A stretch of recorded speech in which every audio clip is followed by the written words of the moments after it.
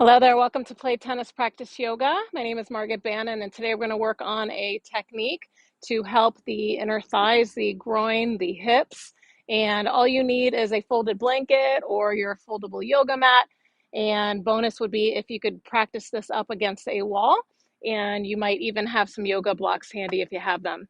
So the reason why you want a lift beneath your hips is that's going to allow you a nice upright position in the spine. Without that, you might have a tendency to round forward, and this wouldn't be quite as effective. But bonus, if you can practice this up against the wall, and I'm just using the net post today, we'll do that for more support. I actually like to use both. So I'm going to come all the way up against my wall. I'm going to use the support beneath my hips so that I can get up nice and tall so that I can feel supported in my Cobbler's Baddha Konasana pose. And that's great as a starting point. Just notice how that feels. Then I'm going to take the heels of my hands and I'm going to gently press just along the inside of my knees. And at the same time, I'm going to allow my legs to press up into my hands.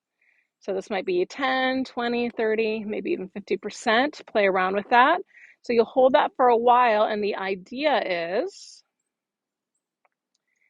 that when you stop those actions, that you might feel a little more of a release within the hips. So let me add that you might use blocks if your legs hike up high. If you're feeling excessive tension in those hips, feel free to use blocks to support as you see me doing now.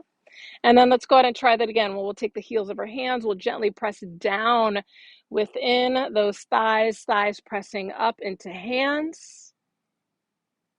Play around with how much pressure you'll use in towards one another. Let go, see if there's a little more of a release within the hips.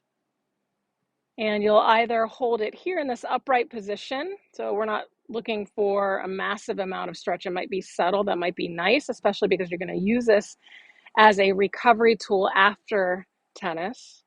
Or if you're not feeling anything at all, most likely you wouldn't be using these blocks, and you can play around with folding forward.